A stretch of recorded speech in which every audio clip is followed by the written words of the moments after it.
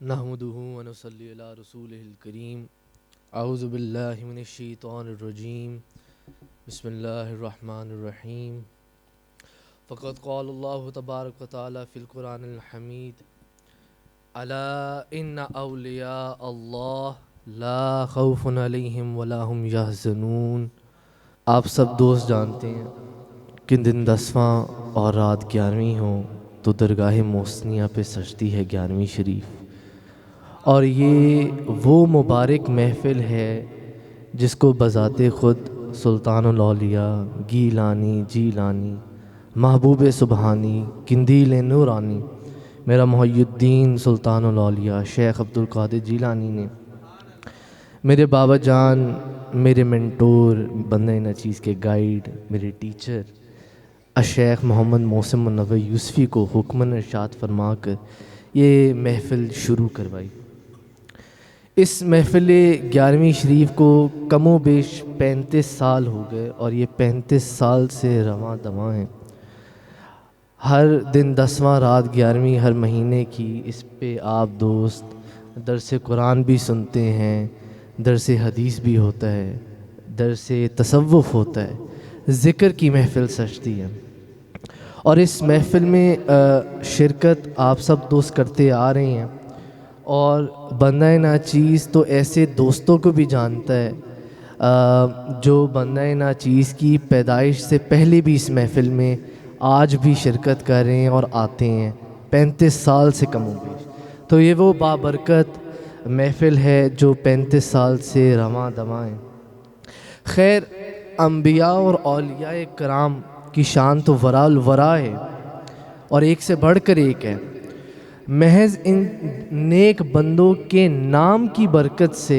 انشاءاللہ ہمیں امید ہے کہ ہمارے ایمان کی ضمانت ہے۔ اس کی جو دلیل ہے وہ ہمیں تفسیر ساوی سے ملتی ہے۔ تفسیر ساوی شریف میں ہے کہ جس شخص کو حضرت خضر علیہ السلام کا نام ان کی ولدیت اور ان کی کنیت کے ساتھ یاد ہوگا تو اس کو مرتے وقت کلمہ پڑھنا نصیب ہوگا، یعنی کہ حضرت خضر علیہ السلام کا پورا نام جو ہے ان کی ولدیت اور ان کی کنیت کے ساتھ، یعنی حضرت ابو العباس بلیہ بن ملکان حضرت خضر علیہ السلام، جن کو ان کی یہ ولدیت اور کنیت کے ساتھ یاد ہوگا، اس کو مرتے وقت کلمہ پڑھنا نصیب ہوگا۔ تو سوچنے کی بات یہ ہے کہ اگر حضور غوث اعظم کی شان اتنی بلند عطا ان کو کی گئی، ان کی شان کا کیا کہنا کہ وہ صرف ولی نہیں ہیں بلکہ وہ ولی گر ولی ہیں۔ وہ تو جس پر اپنی نگاہ ڈال دیں اس کو ولی بنا دیتے ہیں۔ آپ سب دوستوں نے وہ واقعہ سنا ہوگا جو چور ایک بار آپ کے آستانے پہ چوری کی نیت سے آیا، تو جب آپ کی بارگاہ میں وہ پیش کیا گیا تو آپ نے اس پہ نگاہ فرمائی تو وہ ولی بن چکا تھا۔ تو یقیناً اگر ہمیں ان بزرگوں کے نام، ان کے پتہ ہوں، ان کے یاد ہوں، جیسے کہ حضرت خضر علیہ السلام کی میں نے مثال دی جو کہ تفسیر ساوی شریف میں آیا کہ جس شخص کو ان کا نام ان کی ولدیت اور ان کی کنیت کے ساتھ یاد ہوگا تو اس شخص کو مرتے وقت کلمہ نصیب ہوگا۔ شاید اسی لیے حضور غوث اعظم کے نام مبارک کو اولیاء کرام اور اولیاء عظام بطور وظیفہ پڑھتے رہے ہیں۔ خود سکین نے، بندہ ناچیز نے اپنے بابا جان الشیخ محمد محسن منور یوسفی کو حضور غوث اعظم کے نام کا ورد کرتے دیکھا۔ آپ لوگ اگر یہ نام پیچھے لکھا ہوا دیکھیں تو اسی نام کا آپ ورد فرماتے ہیں، یا سیدی سلطان محی الدین شیخ عبد القادر جیلانی شیئا للہ، آپ اس کا ورد فرمایا کرتے ہیں۔ آپ نے اپنی بک میں، جو آپ کی بک ہے محسن اعظم فی مناقب غوث اعظم، اس میں آپ لکھتے ہیں کہ میاں شیخ محمد صاحب شک پوری علیہ رحمہ نے بعد از نماز مغرب آپ اسی نام کا ورد اور وظیفہ فرمایا کرتے تھے، اور اسی طرح شاہ ولی اللہ محدث دہلوی علیہ رحمہ نے بھی اسی نام کو باعث برکت اور رحمت فرمایا، کیونکہ جس شخص نے بھی آپ کو پریشانی میں آپ کو طلب کیا، آپ کو یاد کیا، صدقے دل سے آپ کو یاد کیا، آپ اس کی مدد کو فوراً پہنچتے ہیں۔ امداد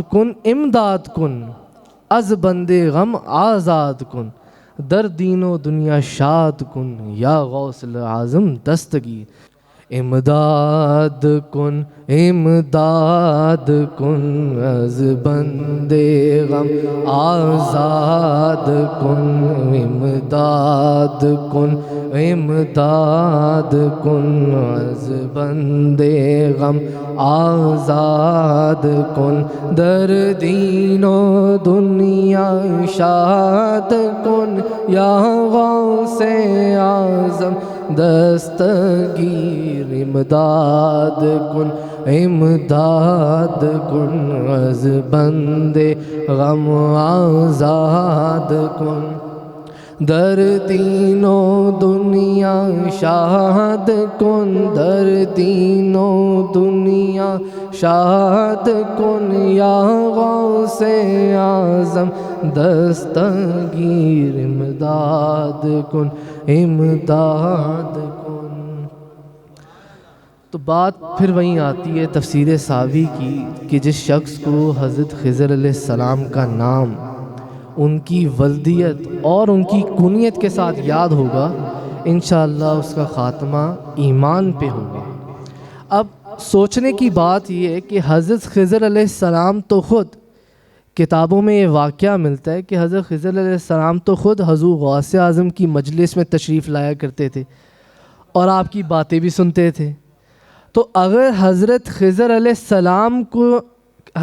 السلام کے نام کو یاد رکھنے کی یہ برکتیں ہیں، ہمارے ایمان کی سلامتی ہے،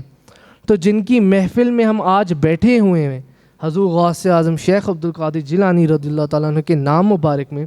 کتنی ہماری سلامتی ہوگی۔ یقیناً اس نام مبارک میں ہماری ایمان کی سلامتی ہے۔ اور غوث اعظم رضی اللہ تعالیٰ عنہ کے نام مبارک کو اولیاء تو اولیاء، علماء تو علماء، میں نے اپنے بابا جان کو کبھی ان کا نام محبوب سبحانی کہتے پایا، کہیں قطب ربانی کہتے پایا، کہیں شہباز لامکانی کہتے پایا، کہیں قندیل نورانی کہتے پایا، کہیں شان سلیمانی کہتے پایا، تفسیر قرآنی کہتے پایا، لال بدخشانی کہتے پایا، میرا محی الدین سلطان الاولیاء شیخ عبدالجیلانی کہتے پایا۔ تو ایک سوچنے کی بات یہ کہ آپ حضور غوث اعظم کو اتنی بزرگی، اتنی شان آپ کو کہاں سے حاصل ہوئی، کیسے ملی؟ تو اس بات کا جواب یا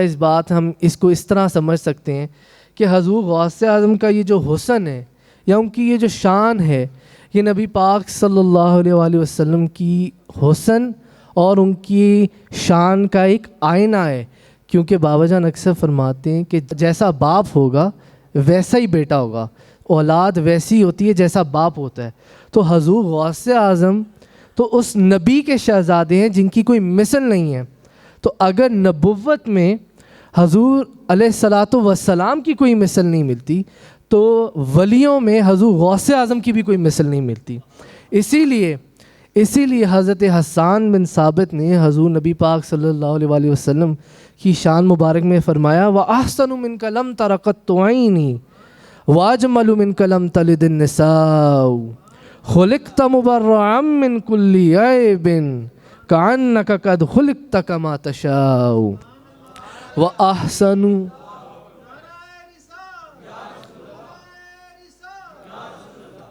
وَأَحْسَنُ مِنْكَ لَمْ تَرَ قَطُّ عَيْنِي۔ یا رسول اللہ، میں نے آپ سے زیادہ حسین ہرگز دیکھا ہی نہیں۔ وَأَجْمَلُ مِنْكَ لَمْ تَلِدِ النِّسَاءُ، اور یا رسول اللہ، آپ سے زیادہ حسین و جمیل کسی ماں نے جنا ہی نہیں۔